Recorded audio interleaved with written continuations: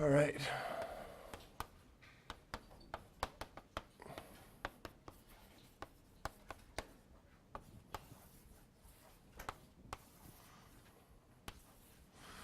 Okay, so we'll start like this. So let S be a set. And so we'll let E be an equivalence relation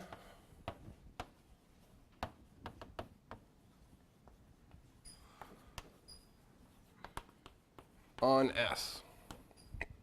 Okay, so here's the definition. So so for X in S, so the equivalence class of X is everything that's equivalent to X. Class of X. And then sometimes we just say modulo E is the set. Okay, so it's everything that's related to X modulo E. So this is the set of X and S, or sorry, Y and S, such that X is related to Y. Okay, so this is the equivalence class. All right, so let me give you a definition. Now another definition. So I'm going to give 3 definitions. So the quotient, now what I'm going to do is I'm going to take S and I'm going to make a quotient. And the quotient is just going to be, what I'm going to do is I'm just going to consider all the elements here up to this equivalence relation. So the idea is that we're going to identify everything that's related. So the quotient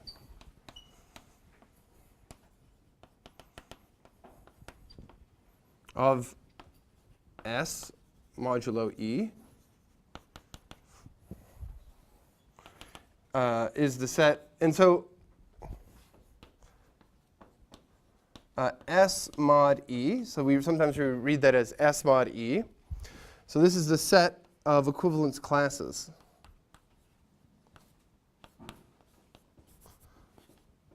And this should have like a little subscript E, I guess. Okay? So this is, so what we do is we just clump everything together. So we're just looking at the equivalence classes. So we've kind of clumped it. The idea is you kind of collapse everything there. Okay? In the quotient map, so the quotient map, so definition, the quotient map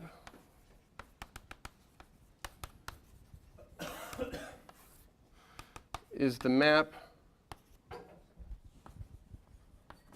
Okay, and I'm going to write it like this. So X goes to, or sorry, S, we have S. S goes to S mod E, and it takes an element here, and it maps it to this element here, X mod E, and I'm going to write this as Q. Okay, so this is Q, we can write Q subscript E. All right, so this is a map which this is the quotient here, and you go from here and you take X and you send it to its quotient. Okay, so let me make a little remark here. So this is just the same note. This is just different notation for saying Q goes from S to S mod E, defined by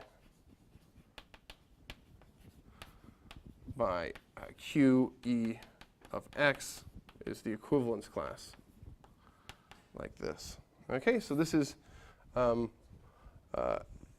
same thing, same notation. Okay, so this is the quotient map. These are equivalence classes. All right, and so that's all I want to say about the definitions, I think. So let me just say one more thing. Another thing, so like kind of a warning,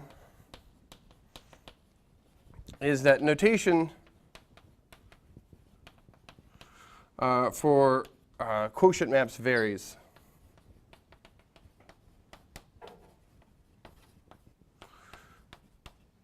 Okay, so for example, so if the equivalence relation is written with like a little similar sign,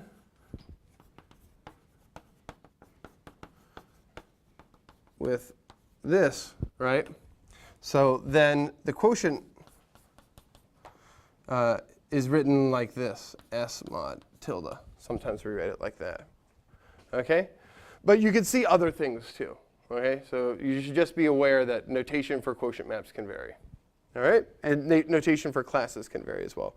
So another popular thing for people to do is to write like X bar, a little bar on top of it. Okay. All right, so let's do some examples. Okay? So let me do an example. And so this is the real projective line.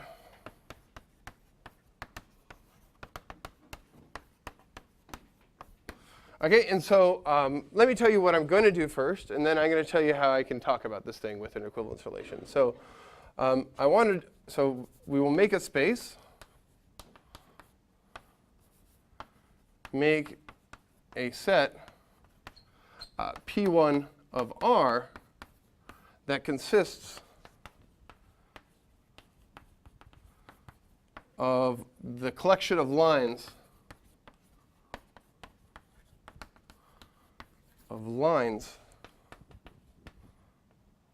in R2 through the origin.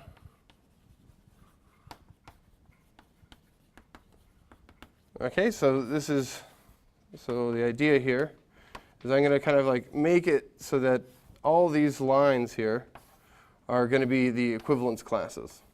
Okay? So that's the kind of picture that I'm drawing. Okay, so for this, to set this up, here's the setup. So S is going to be this line here, and I'm going to remove the origin. Okay? So that's this set, and then we're going to say that, let's say, x1, y1 is going to be related to x2, y2 if and only if, so this is by definition. So there exists some lambda in R cross such that lambda x1, lambda y1 is equal to x2, y2. All right? So do you guys remember what R cross is? I think I may have said this once before, but R cross here is R, and then you remove 0. Okay, so this is this would be the units of this ring. Okay, so these are all the invertible elements.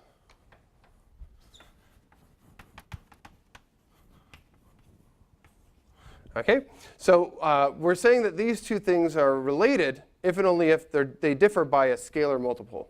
All right, so back to this drawing here, is that if we have like a point here, or let's say it's not 0, so we're removing 0, but a point here and a point here are going to be related because, let's say this is like 1, 1, and this point here is 2, 2.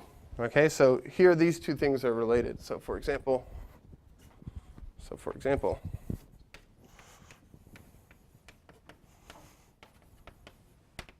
1, 1 is related to 2, 2 since,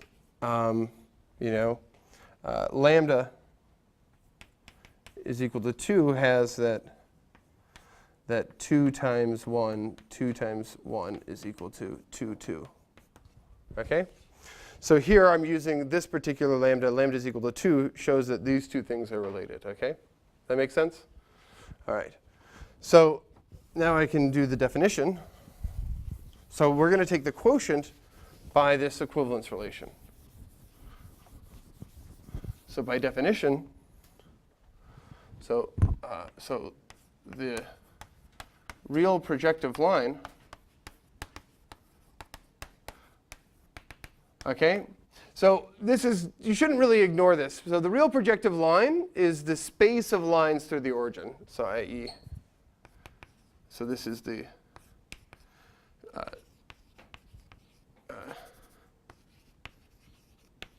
of lines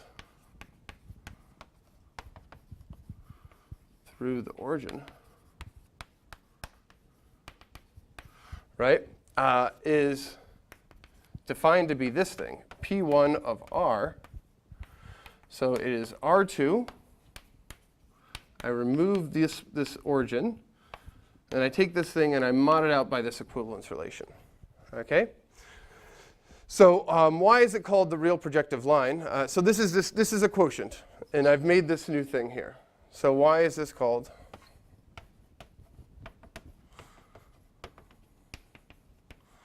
the real projective line?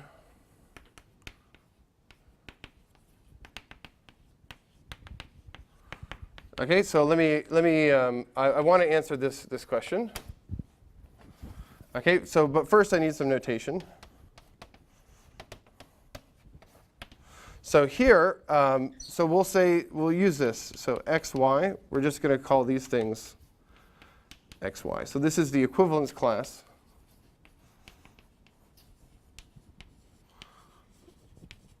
of xy modulo in this, with respect to the equivalence relation. Okay, so this is this whole line. So like I said here, let me do this again. So let me make a drawing here. So I'm going to address the question about why is this the real projective line? Okay, so here, so here's R2. We have this point deleted, and then we have some point xy here. And so this whole line here, so this thing here, this set here, this is the equivalence class. This line is the equivalence class.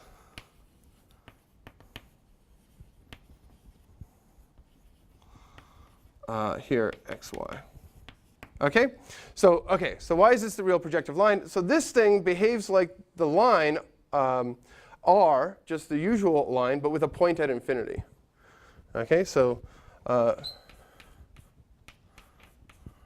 looks like R a point at infinity.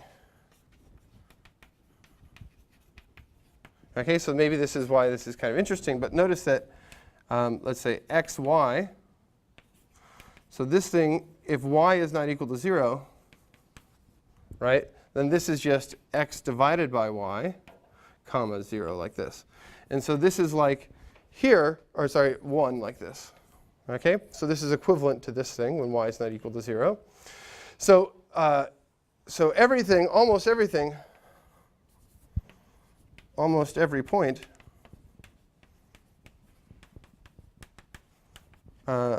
looks like, a comma 1 for some a an element of the real numbers. Okay? So the projective part means that there's an extra point at infinity, right? So P1R has an extra point at infinity, right? So this is the point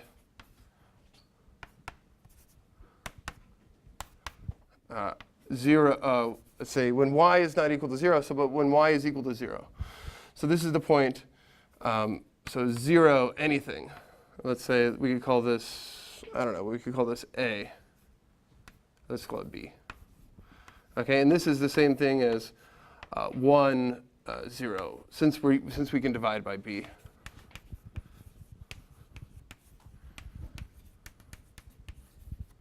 Are we assuming that B divided by 0 is infinity? That's what it is, the equivalence relation between B and 0 is infinity? No. So we just give this the term pointed. So you said B divided by 0 is infinity? Yeah, just like your x divided by y can be shown. Yeah, I mean it's like that, but we don't have to talk about infinity at all, right? Okay, that's not the extra point you're talking about. This is the extra. The extra point is the one where this thing is 0. Okay. Right? When this coordinate is 0, right? Then I have this thing here. And so this 1, 0 thing behaves like it's a point at infinity. Okay. And that's like one reason why we could consider this construction. Okay? So this is, does that make sense? Like we have all these points here where this coordinate isn't. So notice they both can't be 0. They both can't be 0 because we removed this point here. Okay?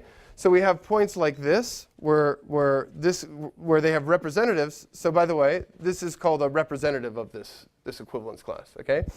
This is a representative and this is a representative. But most points have representatives like this, except for one point. One point which doesn't have a representative like this is this point, right? This equivalence class. Okay? This equivalence class doesn't have a representative of the form a times 1. And we define that separately because y can't be 0 in a regular. Yeah. Okay? Does that make sense? So this is like why it's called the real projective line. Okay? Okay, for practical purposes, this is just an example of a quotient. What we did is we just took this set here and we modded out by this equivalence relation where 2 points are equivalent if they're off by a scalar multiple of each other. And what that does is it turns out that this thing clumps everything into a bunch of different lines, right? So all these points here are the different equivalence classes, right? Right. So it's kind of weird. Is like what it's saying is that like the set of lines in R2 behave like one copy of the real numbers plus a point at infinity. Okay, it's kind of weird. All right. Okay. So let's do something else with this. So let's note. So any questions on like what this construction is? You went to the 0 because it's a summary number. Y is not equal to 0, right? So y is not equal to 0 in this example. Otherwise, I couldn't divide by y. So here, if I assume y is not equal to 0 for a pair like this, then I can make an equivalent pair by multiplying by lambda. So this here, to go from here to here, I multiplied by lambda was 1 over y. In order for 1 over y to make sense, I need y to not be equal to 0. That's what I did. Okay? All right. And so most points have a representative of the form A1. So a representative is just a member of an equivalence class. All right. Okay. So let me show you something else that you can do here. Okay. So there's a map. Okay. So this thing, I'm going to show S1 to P1 of R. Okay. What is S1? S1 is this set. So this is xy and r squared, such that x squared plus y squared is equal to 1. Okay? Let's call this f, given by, xy, f of xy, xy. Okay? So this map is actually surjective. So I should say this S1 is a common notation for the unit circle. S2 would be the sphere. That's the shell of the sphere, not the inside. So that'd be like x squared plus y squared is equal to 1. S3, you could go on and so forth and so on. Okay? Anyway, there's a map from S1 to P1 given by this. Okay? And so let's look at, so this map is surjective. Wouldn't it have to be a scalar in order for them all to be on that one with the unit circle instead of just on any circle? Excuse me? So your f of xy equals x comma y. Mm-hmm. For the unit circle, wouldn't it be on any circle, not just the unit circle? Because it's. So here I'm assuming that xy is in here. So I'm just defining it to send it to this equivalence class. Okay. Right? So yeah, there are more things in here other than the unit guys. Yeah, but we just restrict. But we're just looking at the representative, the guy represented by this guy. So the picture here is that here we have we have a bunch of different lines, right? And we have our circle, and so this guy xy goes to this class. This class is all these things here. So this guy in the circle goes to this line. Okay? So you'll note that this map, the map F is surjective. Okay, but so since every line has a representative on the unit circle, okay, but it is not injective. Injective means that so that there's only the inverse image of every point is a single guy. So note that F inverse of this point 1, 1. Okay.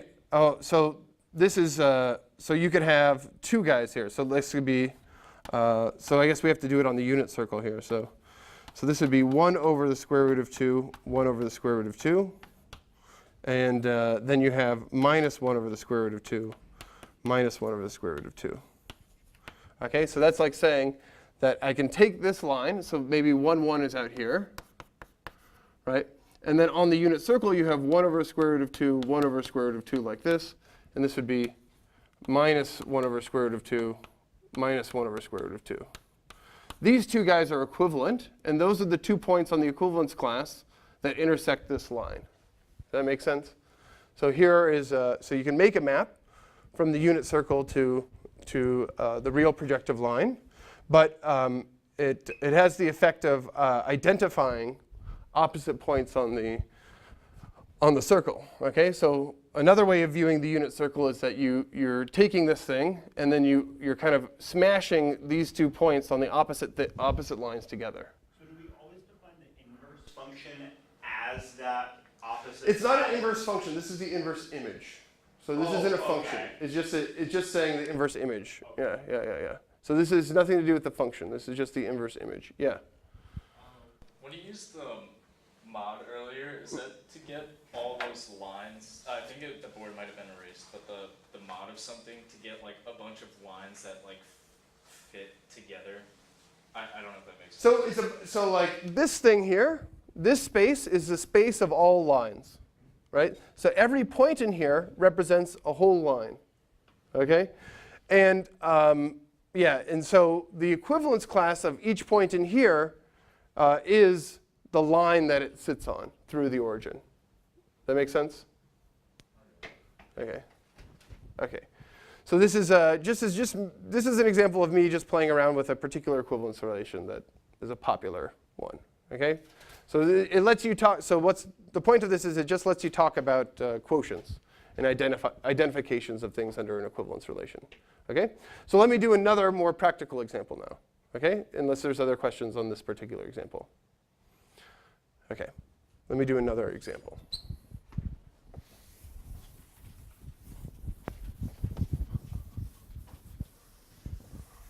Okay, so let's do an example.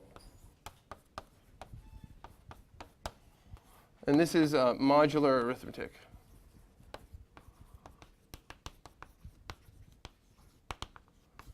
Okay, so here we need to take s to be the integers, and we need to fix m in the integers. All right. And then what we'll do is we will define an equivalence relation. So we define, so x is equivalent to y if and only if x minus y is an element of m times z. Okay, so these are for 2 integers. Okay, another way of saying this, so this is by definition. So another notation. Okay, we'll say that x is congruent to y modulo m. So this is written, x is congruent to y modulo m. Okay, so this is an equivalence relation. And then for this particular example, we'll use the notation x. This equivalence relation we'll denote it by this. So this is the definition of this thing. Okay, so we've set up all these things, and then the quotient here. So the quotient. So this quotient of z mod e So this is another notation that we use, z mod mz. So this is the collection of integers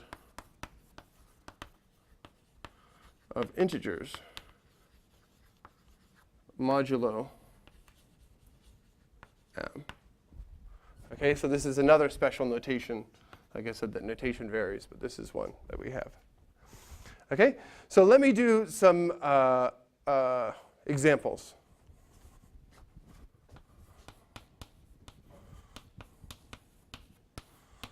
Okay, so let's do sub-example. Let's do sub-example. Sorry, we're already in an example. Let's do a sub-example. Let's take m is equal to 4. All right, so when m is equal to 4, we have the following. So 1, 4, this is the same thing as 5. And this is also the same thing as if I were to subtract 4 from this, so minus 3 mod 4. Okay, so all of these numbers have the same equivalence class, mod m. So you can see that the difference between these two numbers here is a multiple of 4. Okay, so the difference of all these numbers is a multiple of 4. 2, the same thing. 2 mod 4. So this is 6. Okay, it's the same thing as, so we can subtract 4. So this is minus 2. We could subtract more again, right? So this could be minus 6 mod 4. Okay, so it continues like this. All right.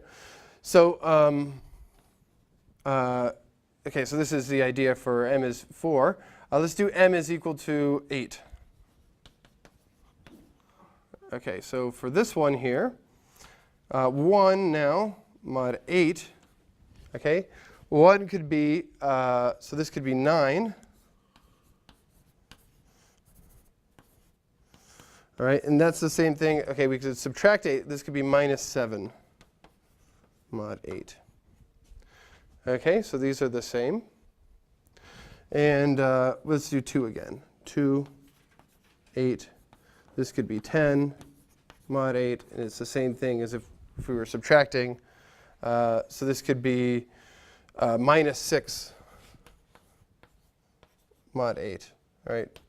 All right. You guys get how this is working? So if you differ by a multiple of 8, so here I just added and subtracted 8. Yeah. So like the mod would be like the remaining. So like 2 mod 4 would be 2, and 6 mod 4 would be 2, and negative 2 mod 4 would be 2, and so on. Or am I thinking of that? So negative 2 mod 4 would be, yeah. So that's the same thing. So they all have like the same remainder, regardless of like any multiple. Exactly. So it has to do with remainders. So note that if they have the same, if two numbers, if a, let's say, let's give me two numbers, x and y have the same remainder,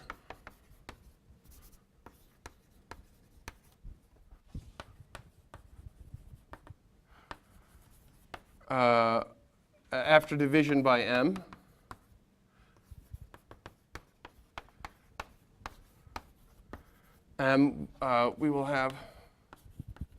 we have x is equal to y mod m.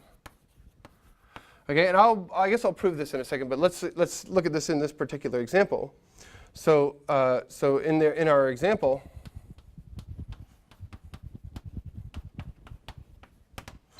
so 1 was equal to 4 times 0 plus 1, right? And 5 was equal to 4 times 1 plus 1. And minus 3 was equal to, so this was equal to 4 times negative 1 plus 1. All right? So they all have the same remainder here. So they're all congruent to 1 mod m. Okay? And the same thing with 2, right? So 2, well, this is 4 times 0 plus 2. What do we have? 6 is 4 times 2 plus 4 times 1 plus 2. And what do we have for the next one? Minus 2. So this is equal to 4 times a negative 1 plus 2. Okay?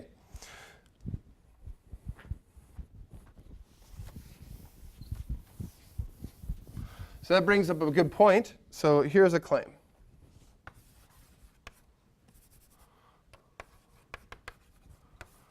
Okay, so Z mod MZ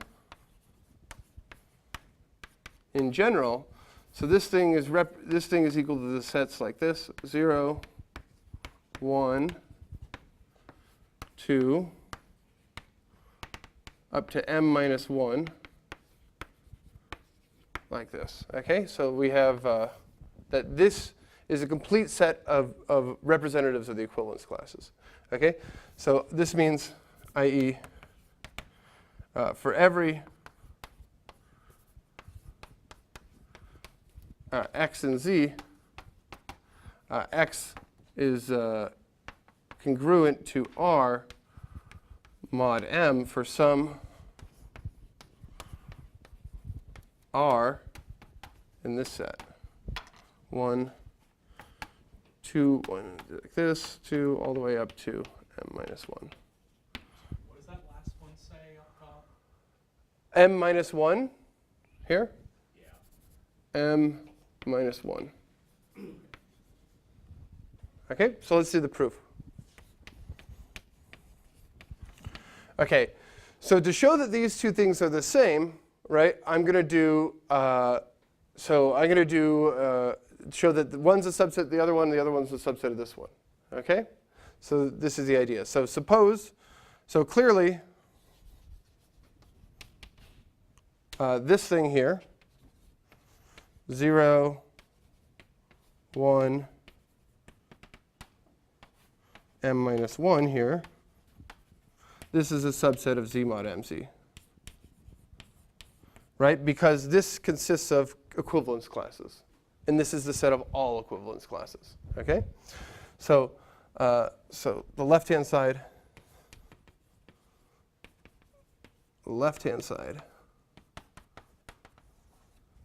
is a set of equivalence classes.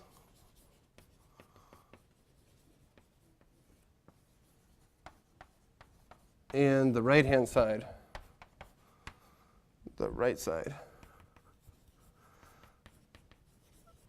is the set of all equivalence classes. All equivalence classes. Okay, so this is a subset. Okay? So now, to show the other way, we need to take an arbitrary one and then show that it's in there. So so now we'll do the other way. So let x here be an element of Z mod MZ, right? And so this is the definition of this thing. So this thing is equal to all the equivalence classes, all right? All right. Okay, so by a homework problem, so this is an induction problem, right? X looks like AM plus R for some A and Z and R in the set 0, 1, up to m minus 1. Do you guys remember this problem? Right? Yeah. So we had this induction problem. Okay? So this means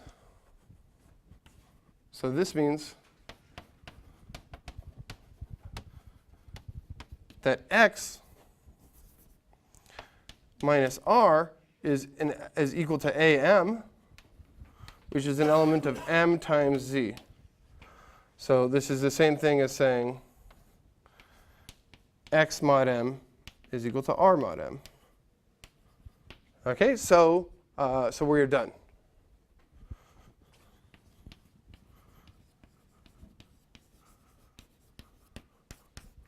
Okay, so we showed that this is a subset of this, and then we took here, and I guess I could say that this is an element of the set 0 mod m, 2 mod m,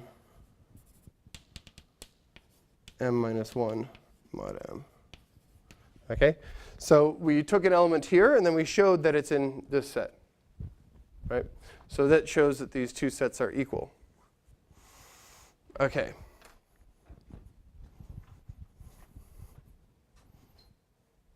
All right.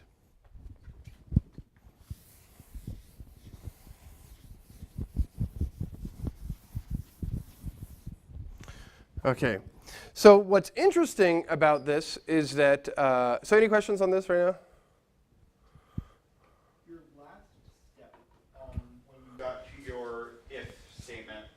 The second one, can you just repeat what you said? Here to here? Yeah, the bottom one. How do you get from the So here, r is in this element 0, 1, whatever, to n minus 1. So this is an element of this thing because we know that r is either, 0, 1. So r is an element of 0, 1, all the way up to n minus 1. Okay, sorry, I didn't mean to skip 1 there. Does that make sense? Because yeah, I'm just wondering how you got from the first one to that? How you can show that they're true if it's an if statement.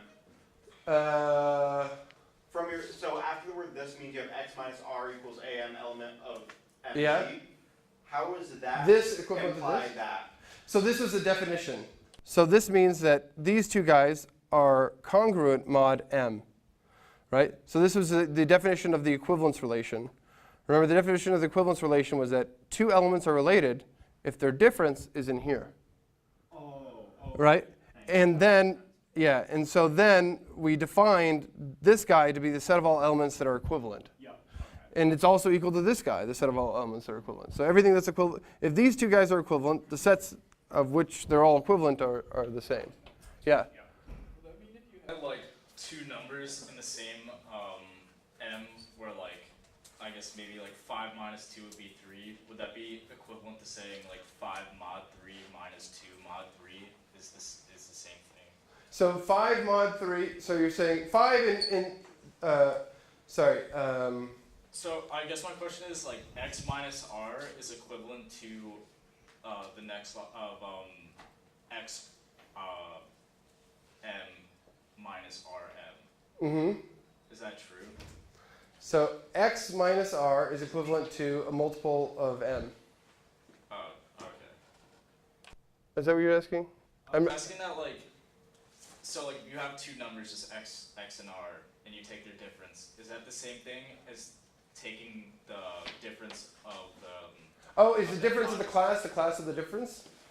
Yeah. Is this what you're asking? Like, is subtraction well defined? So this is, okay, so this is a very good point, okay? And I think the answer to your question is yes, right? So let me tell you this. This is a crazy fact.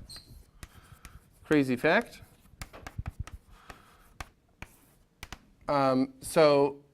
That z mod mz is a ring. Okay? And let me tell you what I mean by this. So we can define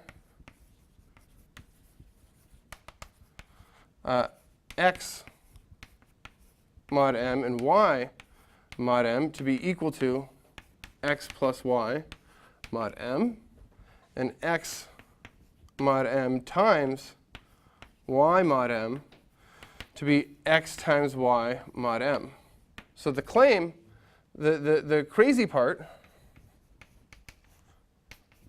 it's not so crazy, but it's, if you've never seen this before, it's crazy, right? The crazy part is that this thing here, it does not depend on the choice of representatives. In multiplication, we defined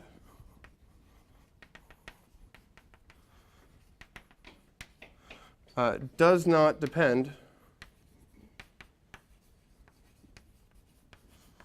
on the choice of representatives. And so let me give you an example, right? So it looks like it depends on the choice of representatives. Here, to define these things, to define the addition of equivalence classes, I took representatives x and y and I added them together, and then I looked at their class mod m. So let's look at something here. So let's look at 2 mod 4, and so let's look at this thing. So let's see. 2 mod 4 is the same thing as 6 mod 4, right? So, and then we had 3 mod 4. So this is the same thing as 7 mod 4, right? This is an example. Okay, but 2 plus 3 okay, mod 4. So this is equal to what? So this is equal to 4 plus 1 mod 4, which is just 1 mod 4. All right. The other thing is that we could do 3 plus 7 mod 4. Okay? So 3 plus 7, this is 10. So this is 2 times 4 plus, so let's see. I don't think I did this wrong, right? Let's see. Is it supposed to be 3 plus 2? Sorry, yeah, 3 plus, or we could do 2 plus 7. Or we could do 6 plus 7. Let's do 6 plus 7. Because I'll modify both of them. Okay? It really doesn't matter which one we do. Sorry, excuse me. So this is equal to 13 mod 4, which is 12 plus 1. 12 is divisible by 4. So this is just 1 mod 4 as well. Right? So the idea is that it doesn't matter. So this is the addition of these first two representatives. This is the addition of the second two representatives, but it's well defined. Right? It doesn't matter which representative we choose. We'll get in the same equivalence class. Okay? So you can see here, the idea, it doesn't matter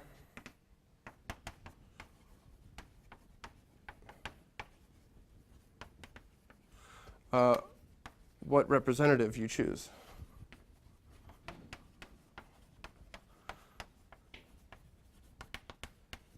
We choose. So although it looks like it could, right? We have 2 plus 3, right? This was equal to 1 mod 4, which is also equal to, 6 plus 7, right? So it turns out that 6 plus 7 was this thing, 13, right? And that's also equal to 1 mod 4, right?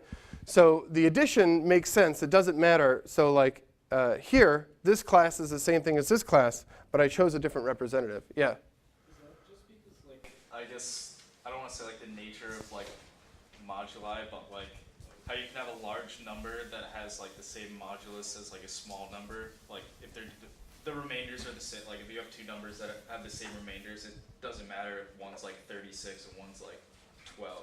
So it just, so all that matters is like, so I guess we could, I mean, you could prove it. So the proof, let's just show you the proof, right? So fix x naught and y naught, right? So in here, in Z.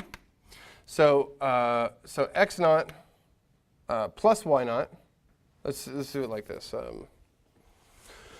So x naught is congruent to x naught plus, and then we need some other number, a times m mod m, right? And y naught is congruent to y naught plus b times m mod m. Okay? So these are the other possible representatives for the same guy. Do you guys see that? So this is a general choice of representative. So we could do, so x naught plus y naught. So is this thing, so the question is this congruent to x naught plus am plus y naught plus bm mod m? Right? And the answer is yes. Yes. It's because, so this thing here,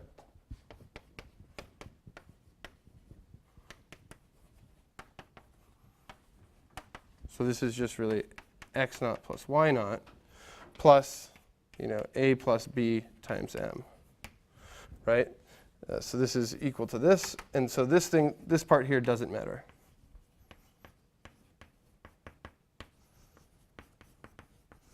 So if you modify this by any choice, right, of am and bm, you'll get the same result, right? So, okay, maybe that's probably not the best presentation I could have come up with, but I mean that's the idea. Is that if you modify it, right, when you add them, the modifications will also be just something that's equivalent mod m. So is m not defined for 0? Is n, no, it is. So z, you're asking, is does z mod mz, does this equivalence relation make sense for 0? That's Or a great. It's a ring for 0, rather. It's a ring for 0 as well. What's the ring? So let's look at the equivalence relation. So that's a good question. So what happens when m is equal to 0 or m is a negative number? Does this thing still make sense? So what if m is equal to 0? Right? Well, when m is equal to 0, right? So x is equal to x, this thing is equal to y. So this is if and only if. What's the definition of the equivalence relation? Isn't it always equal to 0? X minus y is an element of mz. So yeah, And this is 0 times z. And what's this thing? 0.